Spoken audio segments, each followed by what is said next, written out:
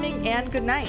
Thanks again for downloading the Body Snatchers podcast. If you like what you hear today, don't forget to subscribe and comment. So let's get started. Enjoy the show.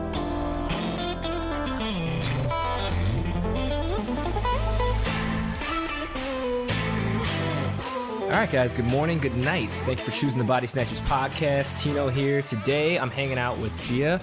I'm hanging out with Jay. Jay led the show terribly last week, so I'm really sorry that all you guys had to deal with that. He was supposed to give me a day off. It was kind of like just a really terrible substitute teacher. He probably didn't finish college. It's not his fault. Jay, apologize. It's not my fault. And I told them off jump, I was like, hey, but to make up for it, Kellz, who also let us down, so it's okay. It was a team effort. Oh, wasn't his a mic issue? Yeah, but I just have different issues that I'm going to work out. I'm going to work on, I'm going to figure it out. By the end of this podcast, you will all see. Technical difficulties all over the place. It was like in the end of this, like this recorded podcast? I'm concerned. Yes, this one right now, I'm going to figure it out. Well, it was like the Avengers, Tino?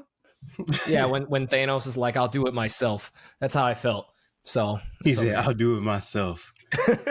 Yeah, it's okay. For those of you that are new to the podcast, please head over to bodysnatchersmedia.com. That is our little central hub in the universe. From there, you can find us on all different kinds of, whatever your thing is for listening to podcasts. We're on Google Podcasts, we're on iTunes, we're on Spotify. You can find us on Instagram. So anyways, guys, today we're going to be talking a little bit about Borderlands 3. I, as many of you know, am no longer really an avid FPS gamer. I got punched in the kidneys several times by Gia, Jay, and a handful of other close friends who told me that I need to get this game.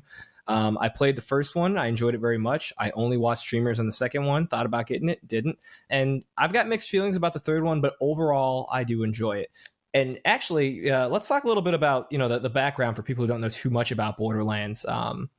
This was set up by Gearbox. So if you guys are unfamiliar with Gearbox, those are the guys that did like Half-Life, which was one of the greatest games, many moons ago. Duke Nukem, Brother in Arms, just to name a few. I don't know if you guys felt any type of way about Half-Life or Duke Nukem or any of those growing up. I've obviously played all of them and I liked them all. So here we are. Obviously. Adoy. We don't know for sure. If one thing that the fans probably have already realized is that I've probably played and read everything that there is that exists in the world, which isn't true. But here we are. Right, but here we are. That's just an assumption that people make, because even in the Body Snatchers group, I get tagged in on some things I have no idea what's going on. And I'm just like, I can Wikipedia this for you, but it'll sound good. But yeah, no, those were really good. Duke Nukem, I heard that they were doing a remake for Duke Nukem. They're supposed to be. I haven't heard anything on it as of recent, but I have heard the same thing you've heard, and I'm curious about that now. We should look it up afterwards. Gia's not going to wait till afterwards. She's probably going to slowly look it up in the background now. I'm Googling it right now. All right. I know my Gia. See, and that's why people come to you for the answers, because they know. I am Wikipedia. Yeah. But while she's doing that, I think that if you appreciated like the Half-Life games and the Duke Nukem games, and even Brothers in Arms, like you can see they're kind of out there when it comes to creating these like fun and maybe raunchy to an extent, like video games. I've always really enjoyed that personally.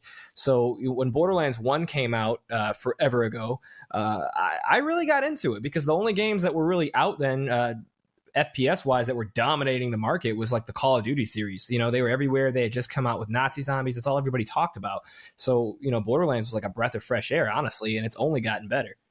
Yeah, it was definitely a breath of fresh air. And I like the way that they were able to just get the story across without a lot of cutscenes. Like it was like some cutscenes, but some stuff they were able to get across without really, just through dialogue, just through world building. So it's definitely a different take on everything. And Jay, you played 2, right? Yeah, played 2 and the pre-sequel, the little spin-off Telltale's game. I was there for it all. Yep. So what did you guys think? Just without getting into detail yet, but just kind of like the weight of 2 and 3. Do you think that it measured up to like that 3 measured up to 2 or no, in your opinion? I feel like it was a good continuation of the series. I feel that some of it felt a little rushed because, like, for instance, you get to see Mordecai and his bird Talon, but then you literally only see him for a spot where he's like sniping some things and then disappears. So there's some things that I felt could have been a little bit better or more attention paid to certain things. Like Tina was kind of trash in comparison to the prior games. Like, I still love Tina, but she just wasn't as good.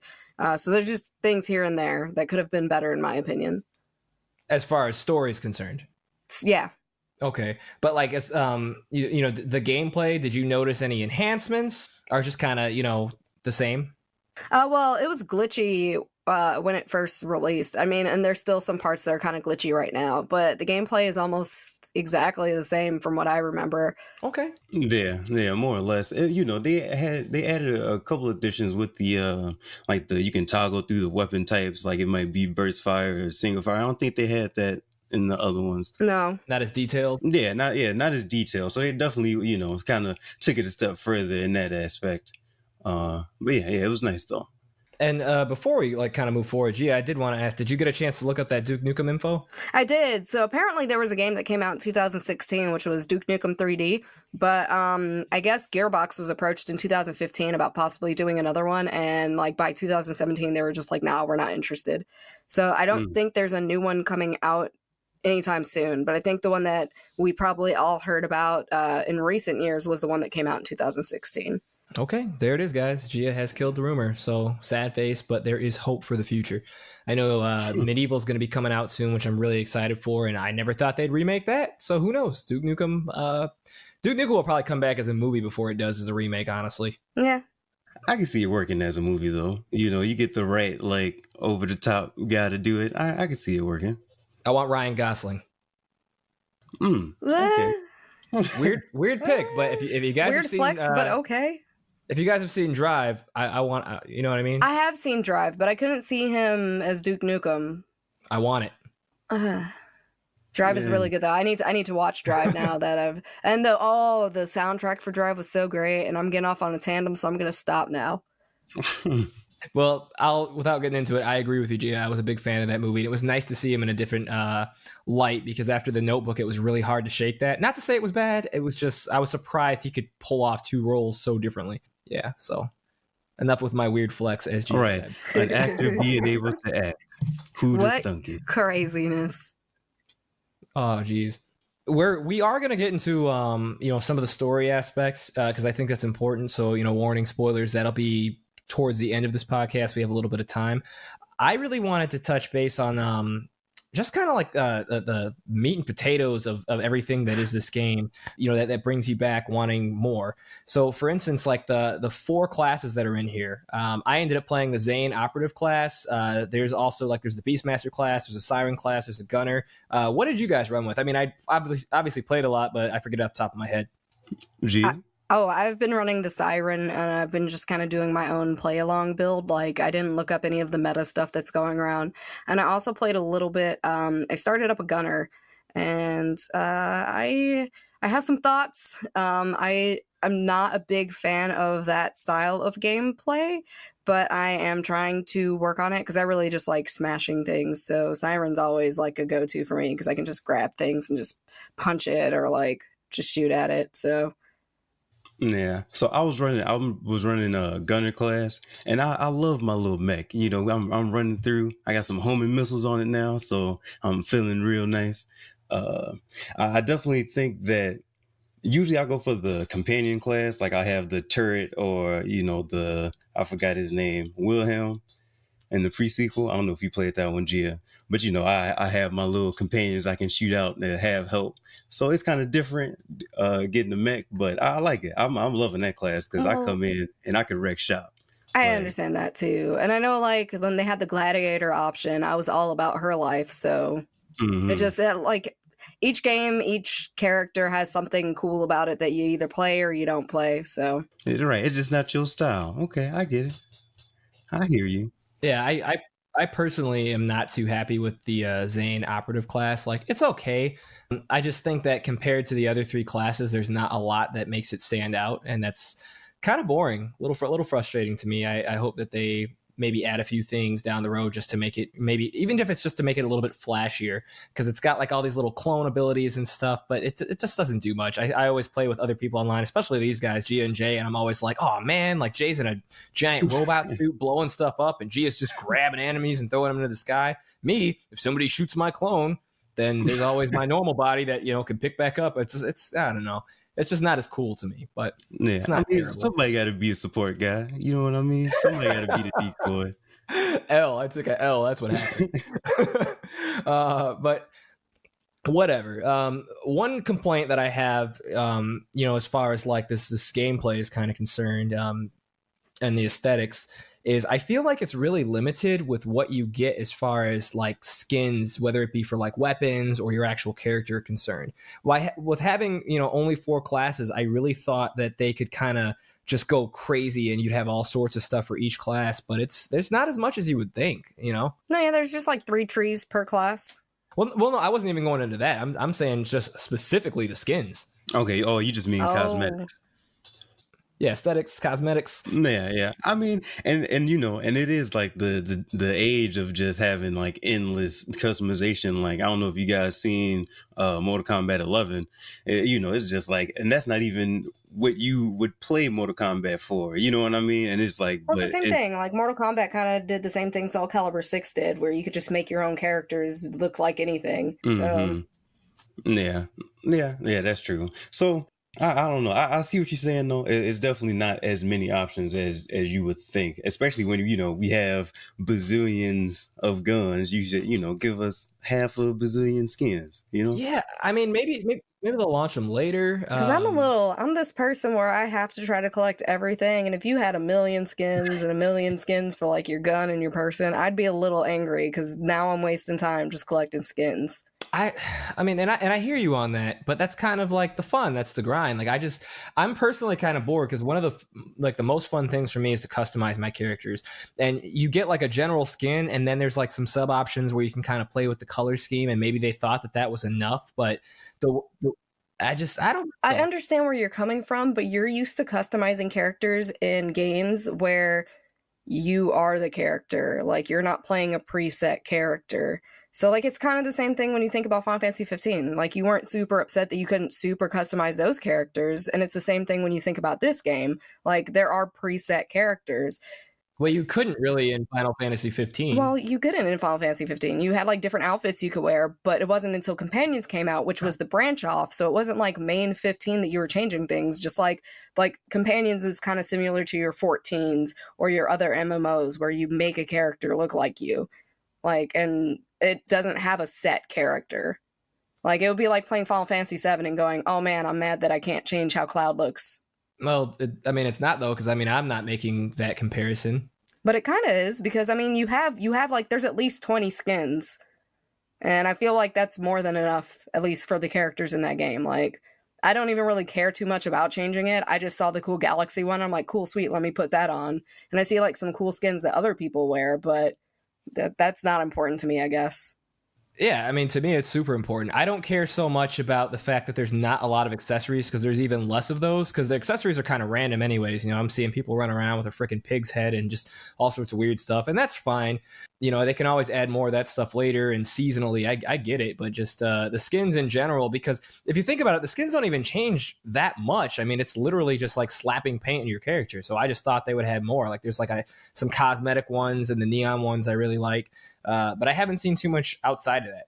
So I don't know. I guess maybe I wanted it to be more like a color scheme like DCU when it came to like skins, because that's what this reminds me a lot of, just the way that it looks. But you know, whatever. That's my complaint. Like, I'm having a hard time finding a way to get my character to look where I'm like, oh yeah, I really like this. This is badass, and not running into one immediately once I jump into the game online. My only complaint, my only actual gripe about the game was how buggy it could be at times. I remember when you were telling me, Tino, about the guy in the theater house that had bugged out on you. I was fighting him, and we were out, you know, I'm putting in work. I'm in my mech suit, blowing him up. It's great. And then he just phases into a wall and disappears. And he was like, we're done. And he was just like, no, I don't want the smoke. Oh So, yeah, I had a bunch of issues with bugs. I don't know. I didn't hear Gia say. Gia, have you had any major bugs that you've noticed? No, yeah.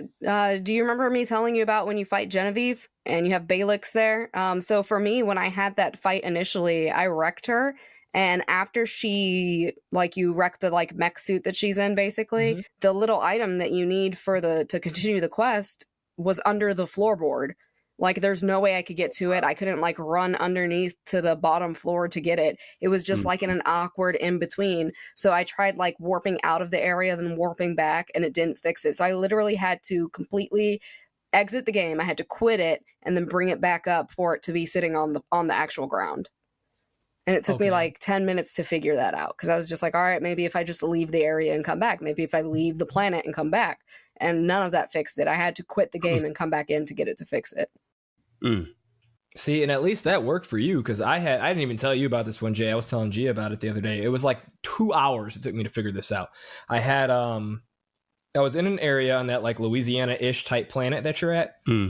And in order to move forward, you need to shoot what's called rogue symbols like throughout this whole level. So basically they got these like little symbols that are, they're on buildings, up in the air and, whatever. Like you're supposed to spot them, shoot them, and then you can move on to the next area. That's the idea. It's very simple. The challenge is supposed to be being able to spot these things, and shoot them if you got a bunch of enemies around you. And that's it. For me, I felt like I was an idiot because I spent like an hour, a little over, like trying to find them, and it wasn't there. And finally, I ended up I was in a gunfight, and I ended up hitting a spot on a wall randomly. It looked like a normal wall, and a gate opened up, and I'm like, okay, so like I was trying to figure that one out. I'm like, no, I must have had to kill the enemies or whatever. Fast forward, I got really frustrated because I couldn't progress any further in the mission. I turned the game off, on, like physically turned my PlayStation off and on. The bug would not clear. I went online and found a YouTuber who had done this level and recorded it. And what I ended up needing to do to get through it was I had to follow him step by step, and wherever I could see the spheres on his screen, I would have to just shoot like wherever the blank space was or the wall, because they didn't appear in my game, and that's what allowed me to beat that level. And I could have like smashed my PlayStation. I was so mad. Yeah, I was hurt. That's great. Great, man. He was like, Is it really? That hurt emotionally for more than one reason. So it is what it is. But as far as like, these are like negatives, light negatives, whatever. Games have bugs. I know that they'll fix it. I'm sure it's been brought to their attention already. It might even already be fixed. But some other stuff that, I like, I really like the feature of being able to like send gifts as far as like, guns and accessories to your friends. I really, really like that feature. I didn't even know that it was happening at first. Like I got in, I think I got the game maybe 4 days after it came out. And thankfully I got a lot of friends, cool friends on PlayStation, like Demir, for instance, who were like, my inbox was just full of like, weapons and stuff to kind of help me get started. Did you guys, well, they didn't have that in 1, but did they have that in 2? I'm not sure. And if they did, I missed out. I don't have any friends anyway. So, oh God, whatever. Okay. Yeah, I don't. Do you remember offhand, Gia? Did they, or I don't know? I don't remember. Okay, fair enough. But I want to say they had it in the pre-sequel though. I want to say, because I remember getting like items from the manufacturers. You know what I mean? Yeah, definitely got items from manufacturers. I don't remember friends sending anything, but I did play with Bran a lot on the pre-sequel because he likes playing Claptrap and he's awkward as hell. So. I'd be running in as Athena, just wrecking things as a gladiator, and here comes Bran just being Claptrap. And that was like the whole thing with this too. Like I had to get it for him when I got it for myself, and he was just like, Claptrap's evil in this one. I'm just like, Bran, that's not what? No. And then he was just like, yeah, he is. I saw it on like some YouTube thing, and this was like a week and a half before the game even came out, and I'm just like, Bran, no, stop. And then of course, when we started playing, he picked Flack first because it has a pet. And then he was just like, where's Claptrap? Why can't you play as Claptrap? And I'm like, because there's different characters pretty much for all the games, dude. Like, please stop. Aw, poor Bran. So. And actually, how did you guys feel about the whole like equalization thing? I kind of like it. Yeah, it was nice because Borderlands is one of those games that I feel like you are more likely to get people online to play this than pretty much any other co-op game. I feel like I've had more filled rooms in this game than pretty much anything else all generation.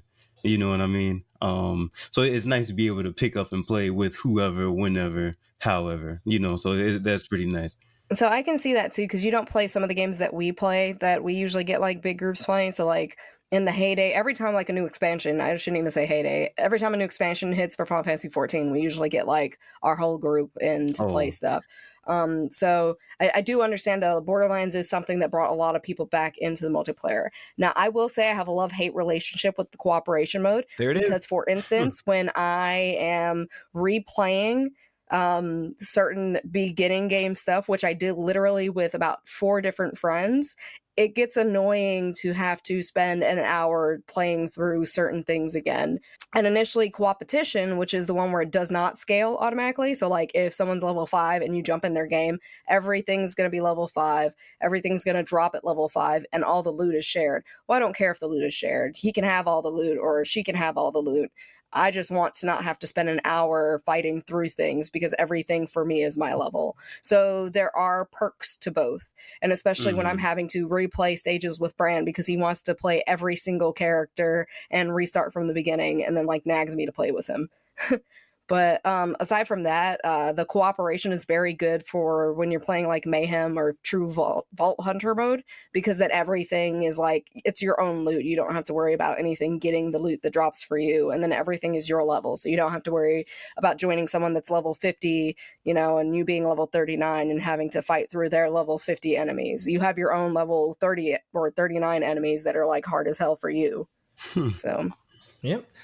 She's right. It is kind of like a weird area because there are times where I would like to just kind of shut my brain down, enjoy all the power increases that I worked so hard to attain, and just kind of wreck shop. And it does kind of suck that I can't really do that, So even if I'm playing like a solo game and you go back to an area where everybody was level 4 and 5, they're no longer that. Like it automatically scales back up to where like no matter what, you got to be on your toes. And in fact, it kind of can backfire on you at sometimes. Like right now where I'm at, I'm 49, about to hit 50. And, a lot of the guns that I have, it's like a gray area because I was playing with people online. So they stop at about 45, 46. So it just doesn't quite do the amount of damage that it should. So some enemies are really hard. Some of them like really weak enemies that I've been able to kill in the past with like the level scaling easily. Nope, I'm over here struggling. Like I'm going through clips after clip. I'm like, this is crazy. Like, but I've also got a whole bunch of weapons that are level 50 just sitting waiting for me. So once I get that last level up, then that should, kind of bring everything back to normal. So we'll see. I feel Gia's, love-hate sort of situation thing going on there. It makes sense. And I guess like, before we cut into like the story portion, like one thing that I kind of wanted to talk about that should be really notable for people, even if you don't play Borderlands, I'm sure you've seen like the cosplays and all that stuff, are the graphics. In this one, they're using Unreal Engine 4, which they did not use in Borderlands 2, and obviously not 1 because this wasn't around. I think they had Unreal 3 for the last game.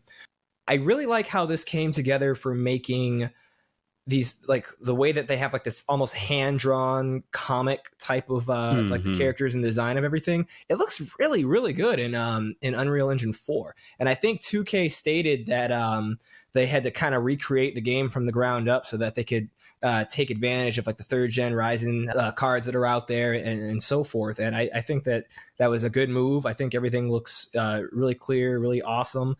And stuck true to their nature. That's just me. Some people might hate the way it looks. I don't know. No, and that's the thing. Like that is the classic look for these games, and it's just a better version of what they've already established as their style, which is the cel shaded comic style.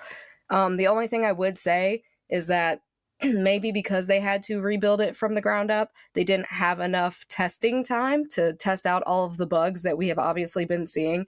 And it kind of reminds me of like the big joke with Bethesda is like there's never a Bethesda game that doesn't have some kind of glitching where like someone's like in a wall or a plant is like floating in the air. So it's gonna be what it is. But I think choking my coffee. I'm sorry. Thanks, Gia. You're welcome. But yeah, they definitely did good with it. But something, because you mentioned cosplay, when they released this game, because Borderlands characters are such a big thing with the cosplay community, they literally released like little layouts of the backs, fronts, sides, little like small items on characters. They released like these sheets that have all of that stuff specifically for cosplayers. So Gearbox knows their audience really well. Right. That's cool. That's pretty cool. So, and just kind of piggybacking what Gia was saying, because I'm about ready to talk about this story. One thing I really, really enjoy about this game is that Borderlands totally knows like who they are, like they know what this is supposed to be. Some people have made complaints saying that they felt that Borderlands was trying too hard as far as trying to keep up with what they're known for. I kind of disagree. I really enjoyed a lot of the comments, the raunchy comments and stuff like that. And some of it just felt like they were just talking crap, for the hell of saying it. But that was like my first playthrough. When I played through it a second time, I realized like, oh my God, like they're foreshadowing so much of the story right now, but like you don't even know because they're giving out like tons of what seems like random comments, but it all makes sense like once you play through the first time. And I think running through a second time will open your eyes up to that.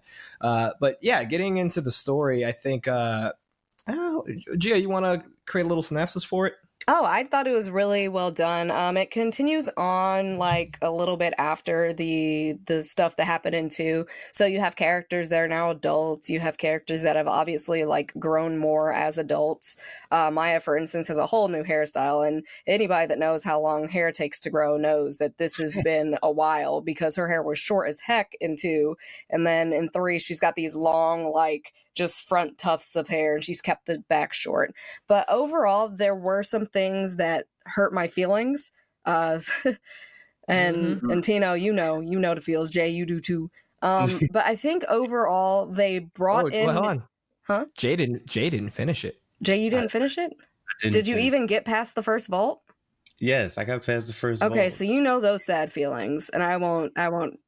These games, it's like, they're funny, but it's some tragic stuff that be going on. It's like, yeah, for sure. And then you realize, like, so for instance, I was looking for Krieg for a very long time, and I was just like, where's Krieg at? Or blah, blah. I found an echo tape that has him, like, begging Maya, basically, like, that he doesn't want to go and everything. And I was just like, what? My baby Krieg? What happened to him? So they just kind of hint to certain characters, like they have Easter eggs for other characters. Like they got the Easter egg for Scooter on one of the walls, and it's got like candles, and it's like, catch a ride to heaven, and it's got like a skull with his hat on it, and there's some cute things. There were some dumb things that happened, and I was just like, just upset, and they never went back to it. Like, for instance, I felt Tina was poorly done. She was still cuckoo for Cocoa Puffs, but it was just like, it felt forced as an adult. Some of the things that she was doing and saying, and she just kind of felt like a dude bro versus what she used to be. Mm-hmm. But I don't know. I don't want to give like the whole story, but that's just kind of how I felt about it. How did you guys feel about the main plot here, the Calypso twins, wreaking mayhem and really just, kicking up all this dirt and making a big scene? Because I liked them. Like the way that they kind of led this plot did feel very linear, and it kind of is. But I think it was simple enough to where, kids will enjoy it. But they had enough going on the sidelines to where we didn't get bored. Like we, as adults, okay, I knew it was coming, but what happens next? If that makes sense. Yeah, and I like you said, I enjoyed them. I don't think I liked them more than Handsome Jack. You know what I mean? I think Handsome Jack was just like a pretty, he was just a pretty badass villain overall. Well, he was. And then like once you play the pre-sequel and then you also play like 3, you get more info into Jack and like his tragic ass life. So like you just get to learn more and more. So, maybe later they'll grow on me as I learn more. But I don't know. I like them. I thought Troy was a creep, especially with his interaction with Ava after like she's like, I'm gonna be a siren and beat your A, basically. And then he's just like, okay, give me a call, and like clicks his teeth at her and like does the little call symbol. And I was like, dude, like you're grody. Yeah, so grody. But I don't know. I was a little surprised as to the whole family lineage there, which Jay, you haven't finished, so you have no idea what I'm talking about. Not even. And I think once you finish the game, you'll actually have a better appreciation for the twins. A little bit. But I don't know. I liked them, but I didn't like how grody Troy was. Well, yeah, no, he was a total creep. And you know, it's funny because like I totally brushed right over that, and as soon as you said something in my like maybe it was in my subconscious, like I was like, oh god, I know exactly what she's talking about. He did say that. Ew. Ew. You know, so like, hey, you know, it is what it is. One thing that I liked about the ending, Jay, this is a minor spoiler for you, but it's nothing major, so you'll be okay. I'm not going to do you like that or the listeners, but there is a false ending that occurs that like I was kind of like half paying attention and was like, oh, okay, I guess that's it. And I that's actually not got it. super mad at that because I was just like, what do you mean will be continued in 4? And then it like Right? counts back Right? down to 0, and then the rest of the game finishes. And I was just like, okay. Oh, Yeah, that's that was hilarious. It was clever. Yeah, it holds 4 for like maybe 15 seconds, and like you're waiting for credits to come, and then like Gia said, it's a countdown. Like Borderlands will. If you watch my stream on it, I was not waiting. I was just like, are you serious? This can't be. No, like what is going on? Like there has to be more. And then it like started to count down. I was like, okay, whew. Like they got me for a hot second. I was about to be mad as heck. Now, real quick, because we're nearly at time. I'll go as well. I can go first if you guys want me to. But who is your favorite character and why? Like, pick one out of this game and just go. One character? Just one. Who? And you want it quickly? Woo. Jay, you can go first. All right, so You don't have that many characters to pick from. So, ooh. Killed you. Ooh. Hey, you know what? It's an ongoing joke that we don't like playing games with Jay. He doesn't know this, but he just found out after I said it. Because Jay never finishes video games. He always buys them. He's on board. He's like, hey, you need me? I'm there. And he is, but he's only there for that. Like, you'll continue doing missions and stuff by yourself. Like, all right, Jay, where are you at so we can link up? Oh, I'm where we was 2 weeks ago. All right. Well, you know, they come out so fast, man. He's not married. He has no kids. Basically, he's got all the time in the world. He said, I have a dog. You know, I got to give her belly rubs. She's real particular about that. I'm gonna hit you.